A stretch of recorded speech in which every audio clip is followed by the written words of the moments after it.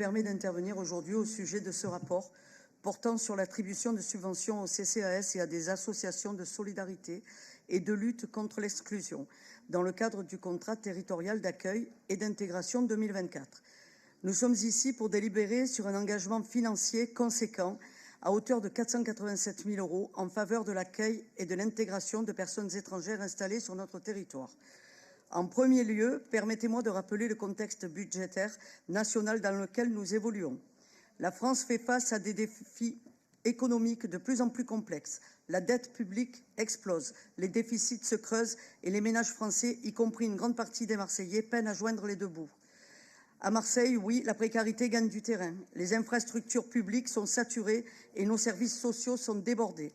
Chaque euro de l'argent public devrait aujourd'hui être utilisé avec parcimonie dans le seul but de soutenir prioritairement les citoyens français, en particulier les plus vulnérables, avec les 70 millions d'euros de ponction de l'État que vous-même, monsieur le maire, avez annoncé aux médias, en expliquant que vous étiez très inquiet. Le contexte budgétaire est plus qu'inquiétant. Voilà pourquoi je m'interroge sur la pertinence de cette délibération. Vous nous demandez de voter pour un renouvellement de financement conséquent destiné à l'accueil des migrants, alors que des milliers de Marseillais sont eux-mêmes en difficulté.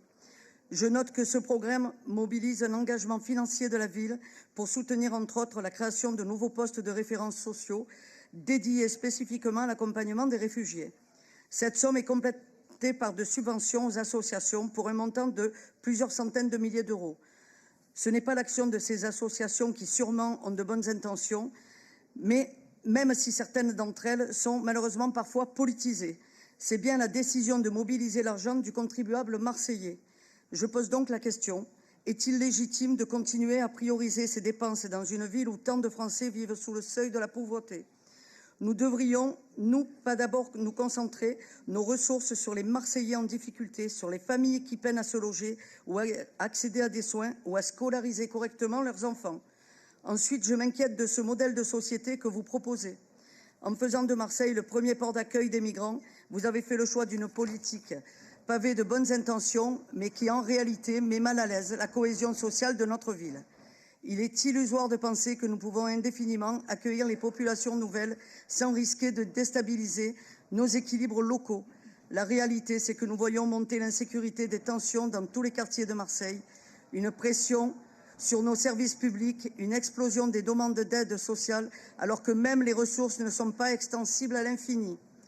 En toute responsabilité, nous vous demandons de renoncer à ces dépenses et de les réorienter vers les Marseillais qui en ont le plus besoin. Marseille doit cesser d'être une ville d'accueil privilégiée pour les personnes en situation illégale et redevenir une ville qui prend soin en priorité de ses propres habitants. Je vous remercie.